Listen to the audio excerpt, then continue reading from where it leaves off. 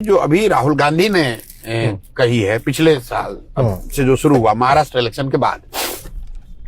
जब उन्होंने एक ये बात है कि इलेक्शन कमीशन इम्पार्शियल नहीं है, और दूसरा जब उन्होंने कुछ तथ्य रखे, बात राहुल गांधी की नहीं है, बात यह है कि he is the leader of opposition. Congress जैसी बड़ी पार्टी का लीडर और इस देश का प्रिंसिपल ऑपोजिशन पार्टी जो है उसका लीडर अगर ये कह रहा है तथ्यों के साथ कि भाई ये चीज है जो हम लोग समझते हैं कि आपने गलत किया है, और इलेक्शन कमीशन ने उसका कोई अभी तक सकारात्मक या एक, मैं कह रहा हूं कि ऑब्जेक्टिवली उसका कोई आंसर नहीं किया, they just try to brush it aside,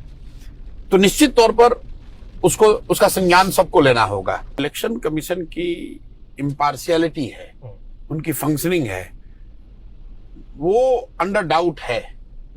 और वो सिर्फ एसआईआर की वजह से नहीं है। पिछले कई वर्षों से, पिछले 7-8-10 वर्षों से इलेक्शन कमीशन में, खासकर मोदी जी के प्रधानमंत्री बनने के बाद से, एक सिस्टमेटिक उसमें लोगों का विश्वास कम हुआ है। उसके कई वजह हैं। The way elections are scheduled, वो किस तरह से फेजेज में कराए जाते हैं, इलेक्शन के दौरान जो एक तरह से बिल्कुल ब्लेटेंट पार्शियलिटी दिखती है कि अगर सत्तारूढ़ दल का आदमी कम्युनल हेट्रेड स्पीच भी दे रहा तो उस पर कार्रवाई नहीं होगी और ऑपोजिशन वाले पे हो जाएगी, या फिर जो टारगेटेड ऑपोजिशन की चेकिंग होती है, उनके रिसोर्स को रोकने का प्रयास होता है। तो आपको पहले बड़ा परिदृश्य समझना है कि जनरली इलेक्शन कमीशन पर लोगों का विश्वास या उस एज ए इंस्टीट्यूशन उसकी विश्वसनीयता पिछले 7-8 वर्षों में कम हुआ है।